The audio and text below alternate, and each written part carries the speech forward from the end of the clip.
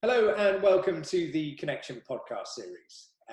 I'm absolutely delighted today to have the opportunity to talk to two individuals from very well-known companies within the corrugated industry and a machine manufacturer who actually has experience within corrugated, but some years ago, and it was really centered around the news of the launch of 3 new products from Koenig Bauer. A name that many would know from the folding carton and from the commercial printing industry. So I'm delighted to be joined by Hartmut from Koenig Bauer, Klaus Lüke from Klingele Group. So Hartmut, good morning. Thank you for joining us. Good morning. Yeah, give us a little bit of background. Where do these new machines come from? They were developed in Würzburg in Germany. And we had some background from 2003 and 2004 developing in the US. So we had some starting point. We had a good view and we were very well placed there in the US. So the machines are still running and customers pretty satisfied. So in the late 2015, we made a strategic decision to restart this project and to really go back to this production type, because we see the market is still growing and we still see there's a need for another supplier to produce really this high quality rotary die cutting machines. Klaus, I'd like to bring you in now, if I may. Obviously, it's a big step. Hartmut just mentioned there, obviously high quality in terms of output, performance, etc. For Klingele, you guys were possibly taking a little bit of a gamble by taking the first ever CorruCUT. But I know that you were also quite heavily involved with the development of the machine. So tell us about how that relationship started with Koenig Bauer.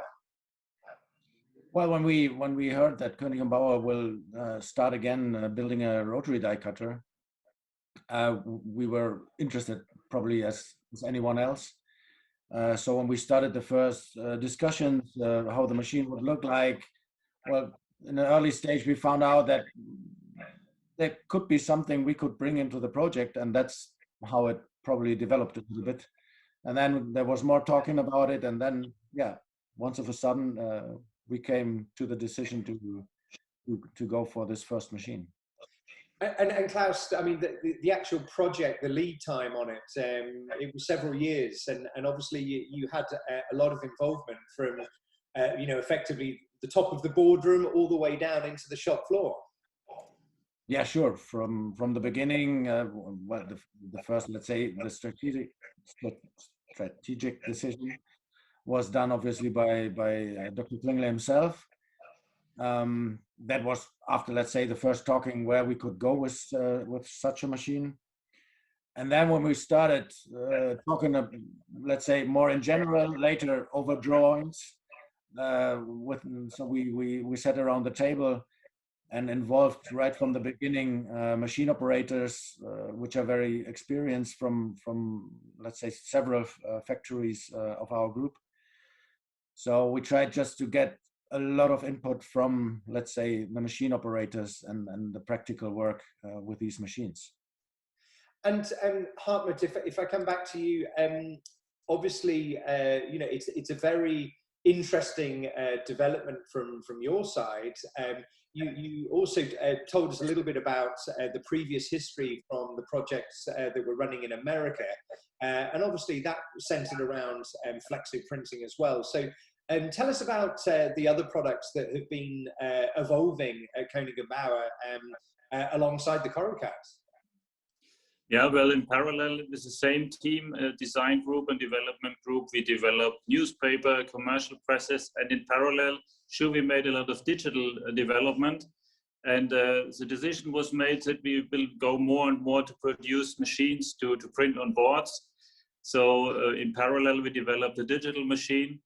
And we said, okay, there's also a chance to make post and preprint. So post-print, we made our own development, and preprint we worked together with HP for the T1100S. And but we said, okay, also to do really conventional printing with a flexo machine on boards, there's still a huge market and will be ongoing. also parallel to the digital market, there will be still a huge market for this flexo printing machines. So we said with a good combination of knowledge of all these machine types, we can bring some new information to this market. And we were very clear that we need all the knowledge from the customers, what are the needs. And during the environmental discussions, we visited quite many customers we had good experience with. We sold them other machine types like sheet fed or some digital machines. And the customers were pretty open and were very happy that we were interested to go into this market and bring some ideas. It's data-based ideas, how the data handling is, how the environment of the machine should look like, how the machine should be equipped with all the manuals and all the doing for the operators. All this experience we got from our customers, we tried to bring into this development. And well, Klaus should say if it was well done or not. From my point of view, I'm pretty happy all over, but I'm happy to have a discussion with Klaus today, that he brings his ideas and his feeling how far the development did really get it. And Hartmut, I remember I was actually at FEFCO when Michael Donnett made the announcement quite a few years ago, you know, with the technical drawing of the new CorruFlex and the CorruCUT, and then the announcement of the digital or entering into digital. Now, it would be fair to say that the development time and the lead time obviously was a significant amount of time. And also obviously the first installations have taken place, the beta machines, I guess. So and you chose some very important customers, obviously Klingele being one of them, for CorruCUT. Was that a strategic decision to try and choose individual companies to trial those new technologies? Because obviously Tim Group took the CorruFlex, correct? Correct, yeah. For me, as a designer and the development leader, for me it's very important to have a very sophisticated and very customers, very clear ideas at the total beginning, to really improve the product at the starting point. And not having a too easy customer at the beginning will not help to have a product really well developed at the end. And are you able to give us any sort of indication now in terms of, are you actually in the full sales cycle now? I mean, are the machines ready to go into full production? Yeah, we are ready now to go into full production. We got some feedback during the startup of these two first installations. And we will reuse this information to get even another step. So we will make a beta version with some additional functions. But all over, we are in the full sales cycle now. Yeah, correct. And Klaus, from your side, effectively, you've had a machine developed pretty much for your business, for your company. And you know, we were talking earlier before we started this session. You were saying that you really felt that there was actually a need, a requirement for an ultra high quality, high speed rotary die cutter. How are you feeling now in terms of, you know, the machine's been running for almost a year, right? So how's it all going? Well, honestly, now much better. It was a hard way to get the machine where we have it now. So let's say during the project, Hartmut and I had a lot of conversations, and one of it would have been better to just start with a printing machine, just to, let's say, not get the whole package of problems and just start printing. But then in the end, we said no. This was the only way to go, because one day or the other you want to have the die cutter, which was, let's say, more the problematic part of the whole line. And by the way, it was not just the machine itself as a prototype. Also the pelletizer was a prototype. So we had the full package. Because at that point of time when we decided for the peripherals of this machine, we couldn't find anything on the market where we were safe that it could really fill all the needs we wanted to have from this machine. So anyway, it was a long way, but I think there was no other way around it. When we saw the machine, when we did let's say a pre-acceptance in Würzburg at the Koenig Bauer facilities, we saw that their possibilities are really, really limited. So if you have a 2.8 meter beast starting up at, I'm not talking about full speed, but let's say half speed, a normal machine producer gets into big trouble if you run this machine longer than 15 minutes. So they probably cleaned up for the next 3 days to get all the waste from the machine. And if the peripherals are not there, it's really hard to do. So the only chance we had to really do it in one of our factories. So, and that's how we succeeded. So even if it was a long way, but I think now we are there. So. And Klaus, I mean, from your side, from Klingeles' point of view, it's you know, this is a massive commitment from your business as well towards a new system, as you say. You know, a machine developer, you know, they have to put the machine under pressure. They've got to put it under stress, and really, you can only do that in the production environment. So, a massive commitment from your company as well. Yeah. Yeah, there was also a very nice discussion. So if you talk to a machine designer who takes care of his machines, and let's say he's in charge of making a good machine, and we certainly had a lot of people involved and next to the machine while we were producing. And if you tell this guy, no, stop the testing, the truck is waiting outside. So this is giving, let's say, a bit more spice to the whole thing, and that was a fun experience for both of us. and Klaus, what about from the operator's point of view? Because obviously this is all new technology from Koenig Bauer. Were there any sort of I mean, similarities is the wrong word, but I mean, was there an overall feeling that when the operators started, they go, well, we understand the concept, we understand, you know, sheet transfer, we understand rotary die cutting, we understand printing. I mean, did the operators get on quite easily with the new machine?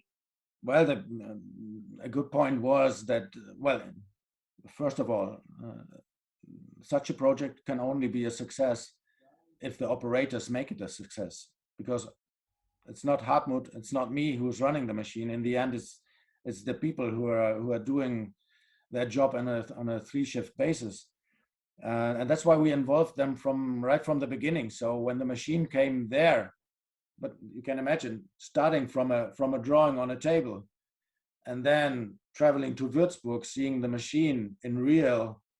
Maybe all the coverings were not there, so but it was the first part of steel we would see from that machine. That was also quite a nice experience for our people.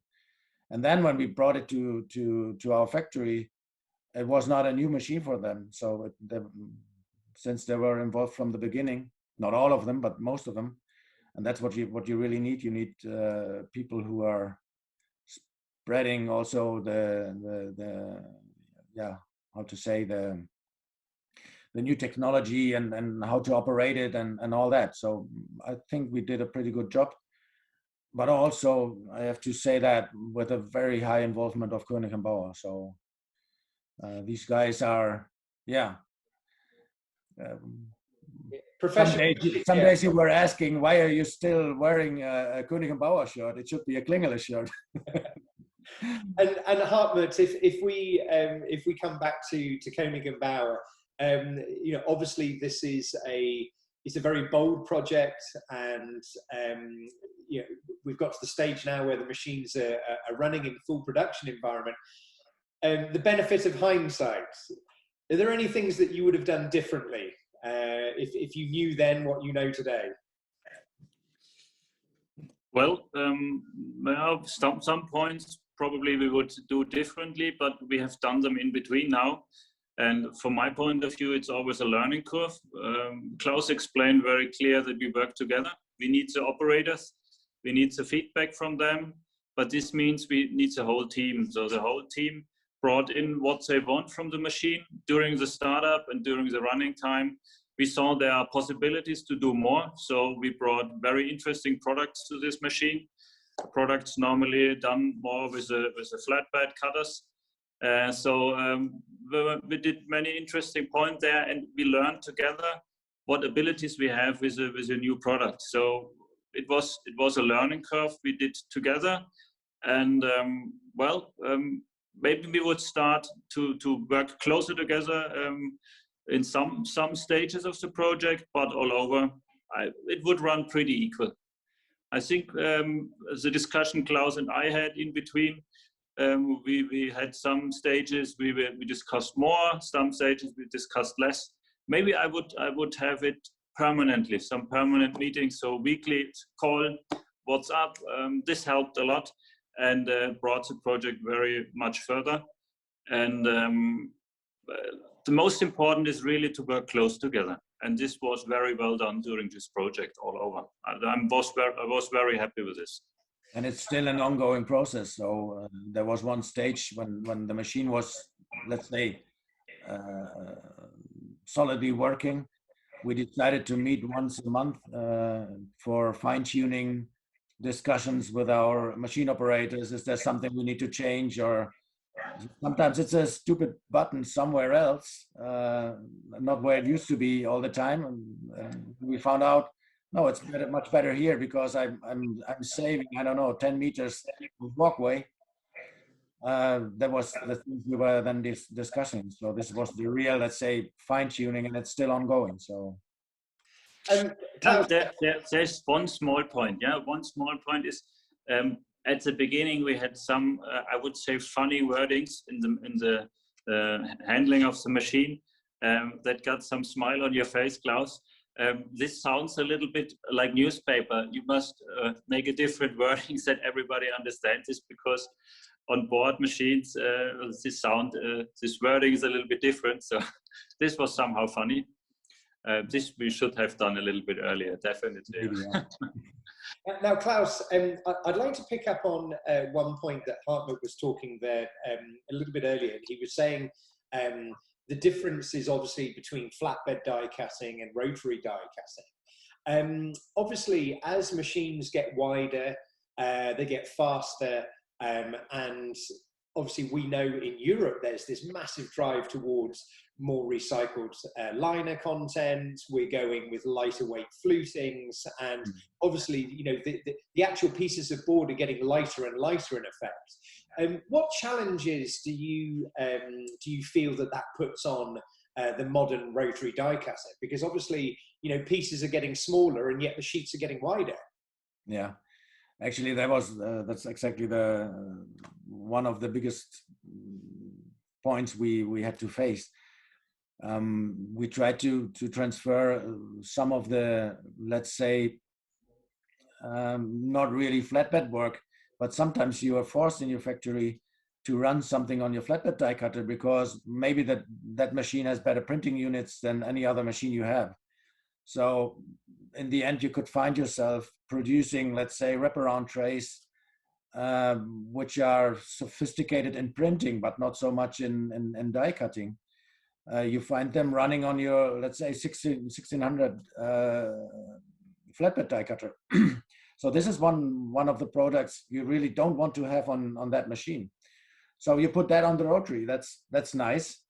So you can fill up your rotary to a certain amount, but then you think maybe I can push it maybe a little bit further, because a 1600 or even a 2.1 flatbed die cutter is a nice machine with nice productivity, but think what you can do on 2.8. So that's what we did. We tried to get more production, which was, let's say, almost classical flatbed die cutting on the rotary, and that was not so easy for our people, and certainly for Koenig Bauer. And obviously there, Klaus, the peripherals are really, really important. I mean, if you're doing lots of multi-outs, you know, it puts a lot of pressure on the end of line, doesn't it? Yeah, sure. That's, as I said, that was another prototype, but again, so we had both suppliers on board.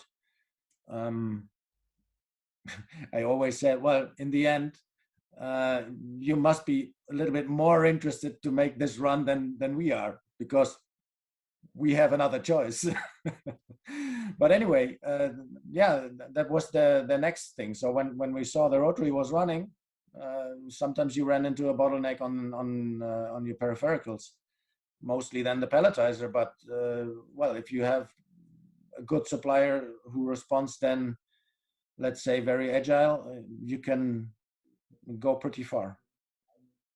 Well, gentlemen, thank you so much indeed. It's been absolutely fascinating talking to you both about this latest development from Koenig Bauer.